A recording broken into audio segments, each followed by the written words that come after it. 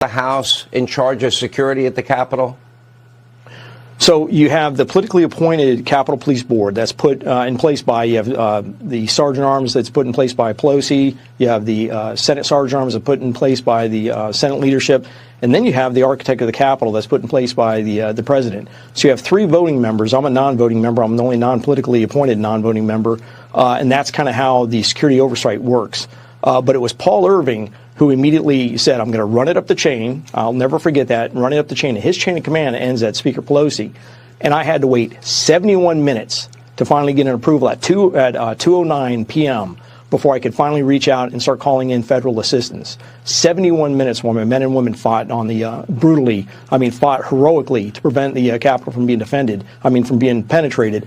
And it took 80 minutes before the first window was broken. So those were critical, essential minutes that we're losing.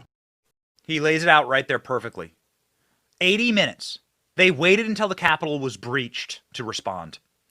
And what do we know now? Now we know verifiably that the federal government is destroying evidence against J6 defendants. Check this out from Julie Kelly.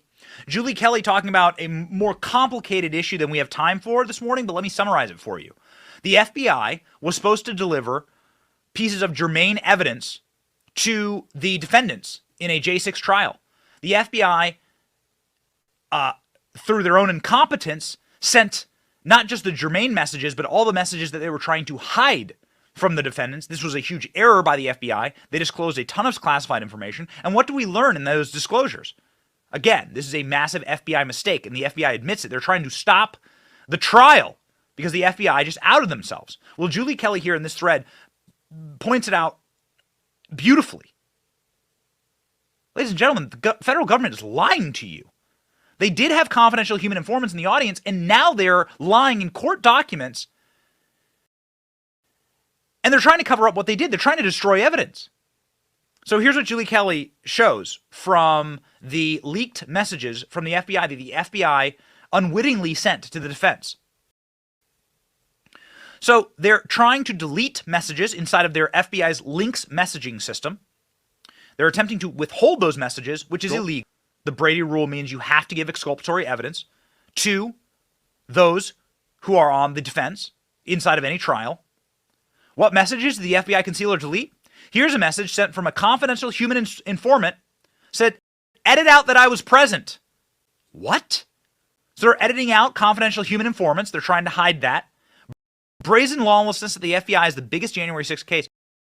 Boss instructs FBI agents to destroy hundreds of items of evidence. This is a slam dunk case conspiracy. Why is the FBI destroying evidence? That's wild. Destroy, look at this piece. Destroy 338 items of evidence. Even more egregious, the FBI accessed emails between one of the defendants and his attorneys. So they're spying on the defendants. The people who need to go to jail are the people who are breaking these laws. And this should be absolutely and completely thrown out just on procedural measures by the court. And that's what's happening. People are being set free, actually. These defendants are arguing that Tucker Carlson's bombshell revelations mean that they need to throw this trial out. This is a mistrial. Along with these leaked FBI texts. So yeah, ladies and gentlemen, people are getting off. New Mexico man gets found not guilty because police waved him into the building.